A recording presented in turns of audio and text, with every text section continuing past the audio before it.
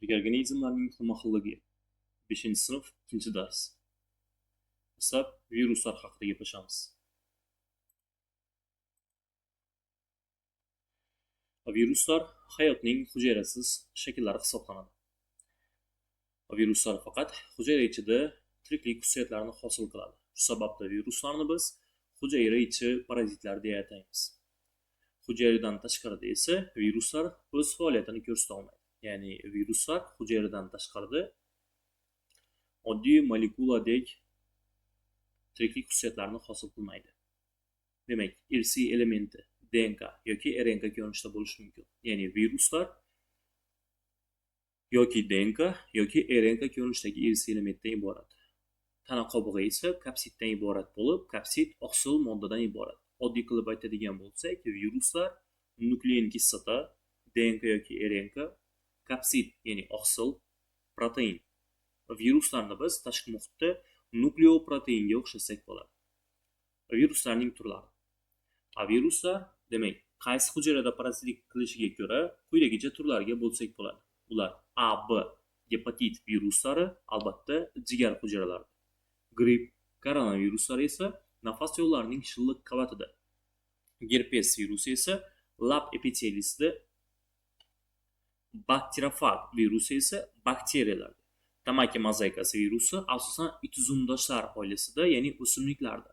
Quturish virusi esa hayvonlarda parazitlik qiladi. Endi bakteriyalar. Bakteriyalarni o'rganuvchi fan bu mikrobiologiya. Oziqlanishiga ko'ra bakteriyalar getotrof, saprofit, parazit va avtotrof xemosintez yo'li bilan oziqlanadi. Qulay sharoitda bakteriyalar har 20-30 daqiqada ko'payishadi. Noqulay sharoitda esa ular qalin qobiq, demak anabioz holatiga o'tib oladilar. Bu qalin qobiqli tiriklik xususiyatlari pasaygan modda almashuvi sust bo'lgan, demak hujayra esa albatta spora deya ataladi.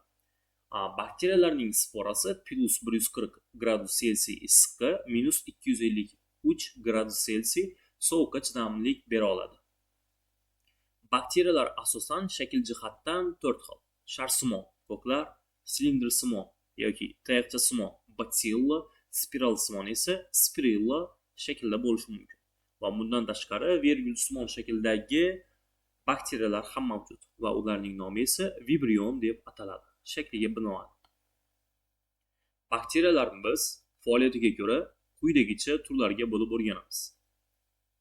Yuqoridagi 4tasi achituvchi bakteriyalar, chirituvchi bakteriyalar, parazit bakteriyalar va tugunak bakteriyalar esa albatta heterotrof usul bilan oziqlanadi. Nitrifikator bakteriyalar esa avtotrof usul bilan oziqlanar ekan. Achituvchi bakteriya. Achituvchi bakteriya bu achish jarayonini amalga oshiradi. Achish jarayonini quyidagi joylarda foydalaniladi. Ya'ni sut qatiq mahsulotlarini tayyorlashda, silos bostirishda, teri oshlashda, tuzlama tayyorlashda. Shu kabi jarayonlarda achituvchi bakteriyalardan foydalanamiz. Va bundan tashqari qatiq tayyorlash, sut qatiq tayyorlashda, masalan, qatiq tayyorlash jarayonida sutga tomiziladigan tomiziq bu albatta bakteriyalar koloniyasi hisoblanadi. Demak, tomizig'i bu sut tarkibidagi uglevodlarni parchalab, sut kislotaga aylantiruvchi bakteriyalar koloniyasi ekan. Chirituvchi bakteriyalar. Organik moddalarni mineral moddalarga aylantiruvchi bakteriyalar chirituvchi bakteriyalar hisoblanadi. Ular, ya'ni chirituvchi bakteriyalar yer yuzining asosiy tabiiy sanitarlari hisoblanadi. Redutsentlar deb ham atalishi mumkin chirituvchi bakteriyalar. Ular tuproq hosil qilishda qatnashadi. Parazit bakteriyalar. Parazit xo'jayin hisobiga oziqlanadigan organizm hisoblanadi. Demak, xo'jayin organizmi hisobiga oziqlanuvchi tekinxo'r bu parazit deb ataladi. Parazit bakteriyalar quyidagi kasalliklarni qo'zg'atadi. Masalan, odamlarda quyidagi kasalliklar parazit bakteriyalar orqali kelib chiqadi. Sil, vabo, o'lat, ichpuruq, qoqshol, ko'kyo'tal, terlama, bo'g'ma kabi va pnevmoniya bu kasalliklarning barchasi parazit bakteriyalar orqali odamlarda patologiyani hosil qilishadi.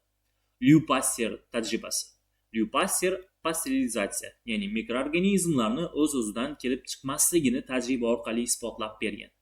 Fransuz olimi Liu Pasteur, demak, oddiy bitta probirkaga, ochiq kolbaga demak, ozuqani solib qo'yadigan bo'lsa, bir muncha vaqtdan keyin bu ozuqa muhitida bakteriyalar ko'payganligini ko'rsatadi. Endi demak, ana shu probirkani uch qismiga sismon shisha naycha qo'yib va shu joyiga olov yoqadigan bo'lsa, bu joyda ozuqa muhitida bakteriyalar hosil bo'lmaydi. Sababi nimada desak, albatta bu mana bu sismon naychadan bakteriyalar passiv harakatlanganida, demak, shamol yoki suv yordamida harakatlanganida o'ta olmaydi. Natijada esa mana shu qismida bakteriyalar saqlanib qolib, bu joyda bakteriyalar, demak, ko'payishmaydi. Tugunak bakteriyalar burchoqtoshlar oilasi vakillarida simbioz holatda yashaydi. Atmosferadagi erkin azotni o'zlashtirib, tuproqqa, demak, to'plab beradi. Bu esa o'simliklarning o'sishi uchun muhim hisoblanadi. Tuproqni azotga boyitishda bedadan keng foydalaniladi. Tugunak bakteriyalari, qaytarib o'taman, getotrof usul bilan oziqlanadi. Demak, oziqlanishiga ko'ra ular getotrof ekan. Shakliga ko'ra esa ko'k, ya'ni sharsimon shaklda bo'ladi. Endi zamburug'lar dunyosi haqida gaplashamiz. Zamburug'larni o'rganuvchi fan bu mikologiya. O'simliklardan farqli ravishda zamburug'larda plastidalar mavjud emas. Bakteriyalardan farqli ravishda esa zamburug'larda yadrolar mavjud. Oziqlanishiga ko'ra ular getotrof usulda oziqlanadi. Ular vegetativ tanasi, ya'ni zamburug'larning vegetativ tanasi mitseliy deb ataladi. Va mitseliylar esa albatta mitseliy iplari, ipchalar gifalardan iborat hisoblanadi. Zamburug'lar hayoti uchun 3 ta muhim omil bor. Bular albatta harorat, ozuqa va namlik. Ko'rib turganingizdek, zamburug'larning hayoti uchun yorug'lik ahamiyatga ega emas. Takrorlayman, zamburug'larning hayoti uchun 3 ta omil muhim hisoblanadi. Bular harorat, ozuqa va namlik. Zamburug'larning faoliyatiga ko'ra turlari: achitqi zamburug'i, mog'or zamburug'i, qalpoqchali zamburug'lar va parazit zamburug'lar hisoblanadi. Biz har birisi haqida alohida gaplashamiz. Dastlab achitqi zamburug'. Achitqi zamburug'i ovalsimon shaklda bo'lib, u bir hujrali hisoblanadi. Ko'payishiga ko'ra esa kurtaklanib ko'payadi. Xamir tarkibidagi kraxmal bilan oziqlanadi. Bu achitqi zamburug'ning hujayrasi. Mog'or zamburug'i. Mog'or zamburug'i yoki oq po'panak spora hosil qilib ko'payadi va sporalari sporangilarda yetiladi. Sporangilar yetilsa, ya'ni sporalarning rangi quyidagicha, ya'ni yashil qoramtir tusda bo'ladi. Mog'or zamburug'i havoda sporalari ko'p bo'ladi. Ularning ayrimlaridan antibiotiklar olinadi. Bilamizki, biz nonni paketchaga solib, keyin yopib qo'yadigan bo'lsak, u, ya'ni mog'or zamburug'i uchun qulay muhit paydo bo'ladi. Natijada esa yopiq kislorodsiz muhitda issiq, nam ozuqaga boy bo'lgan nonda mog'orlash jarayoni hosil bo'ladi. Sporalari qayerdan tushdi desak, mog'or zamburug'ining sporalari o'ta yengil bo'lib, havoda ko'p va havodan ochiq havoda paketning og'iz qismi ochiq bo'lganida unga mog'or zamburug'i sporalari tushgan bo'ladi. Mog'or zamburug'lardan antibiotiklar olinadi. Qalpoqchali zamburug'lar, ya'ni qo'ziqorin zamburug'lari hisoblanadi. Ular ham sporalar orqali ko'payadi va ularning tanasi ikki qismdan, demak, qalpoqcha va oyoqchadan iborat bo'ladi. Turlari: demak, shampinyon, qo'zdumba, oq qo'ziqorin, oq qayin zamburug'lar, qizil muhamur, sariq soxta qo'ziqorin. Yuqoridagi 3tasi shartli ravishda iste'mol qilinadigan zamburug'lar hisoblanadi. Pastdagi 2tasi esa iste'mol qilishga demak yaroqsiz bo'lgan, ya'ni tarkibida toksin o'ta yuqori bo'lgan zaharli zamburug'lar hisoblanadi. Demak, shampinyon, qo'zdumba, oq qo'ziqorin, oq qayin zamburug'larni iste'mol qilish mumkin ekan. Qizil muhamur, sariq soxta qo'ziqorinni esa iste'mol qilish yaramaydi. Dastlab iste'mol qilinadigan zamburug'larni o'zini ham, demak, 3-4 minut davomida qaynatib olamiz. Keyinchalik toza suvga chayib olib, keyinchalik, demak, har xil ovqatlar yoki salatlar tayyorlanadi. Qalpoqchali zamburug'lar. Endi parazit zamburug'lar haqida gaplashamiz. Qorakuya. Qorakuya bug'doydoshlarda parazitlik qiladi va ularning donini puch bo'lishiga sabab bo'ladi. Vertitsinum yoki vilt, ya'ni so'lish kasalligini olib keluvchi, xalq orasida oq palak nomi bilan ataluvchi kasallik hisoblanib, bu parazit zamburug' vertitsinum vilt orqali qo'zaladi. G'o'zaning o'tkazuvchi to'qimasida vertitsinum Demak, parazitlik qilib, moddalar almashinuv jarayonini buzadi va natijada g'o'zada solish, ya'ni hujayralarning turg'unligi yo'qolishi kuzatiladi va o'simlik soladi.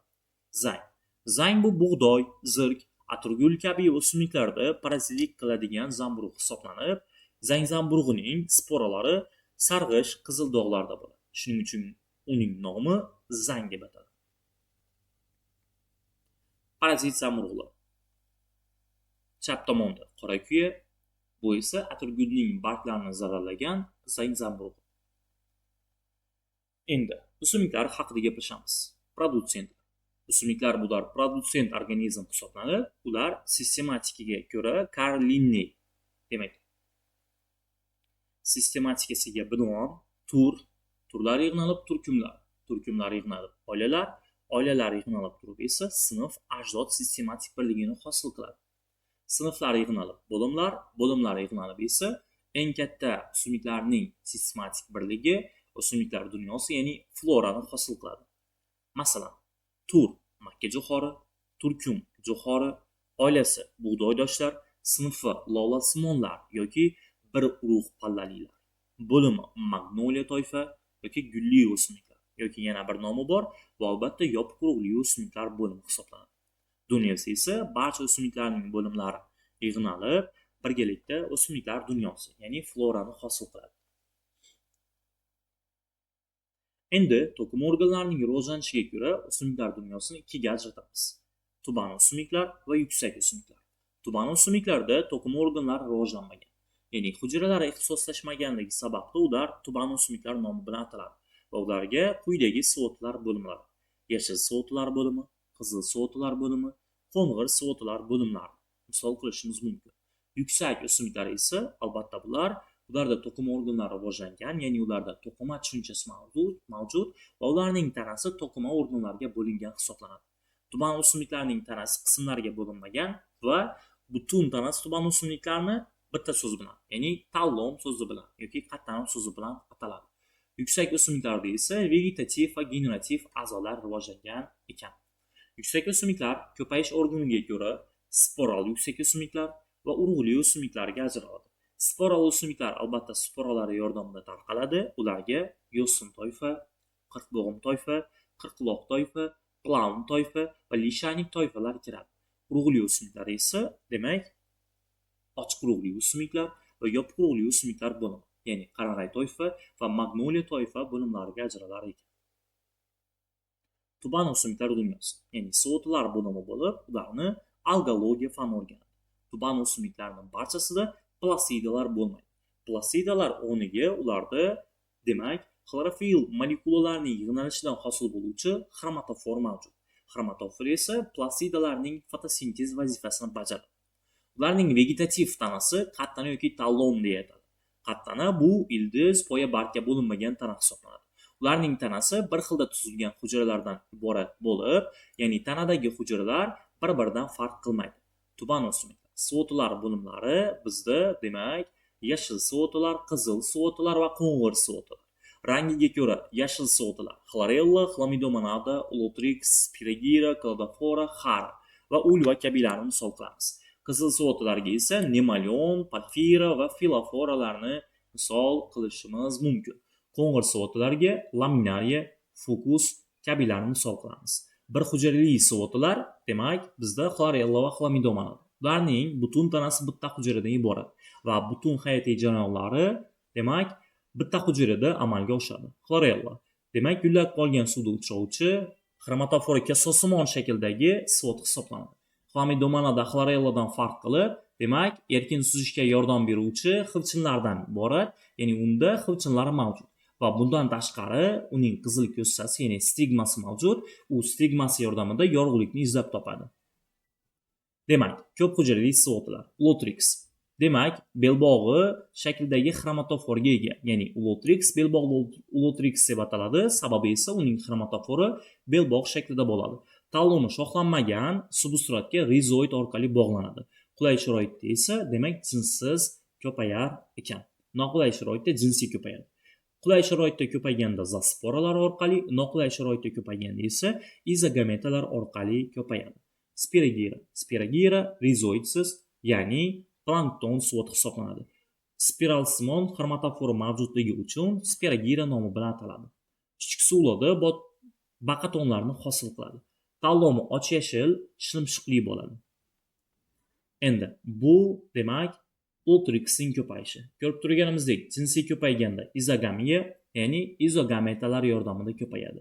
Jinsiz ko'payganda esa sporalar orqali, ya'ni zasporalar orqali ko'payadi. Qulay sharoitda jinsiz, noqulay sharoitda esa jinsiy ko'payadi.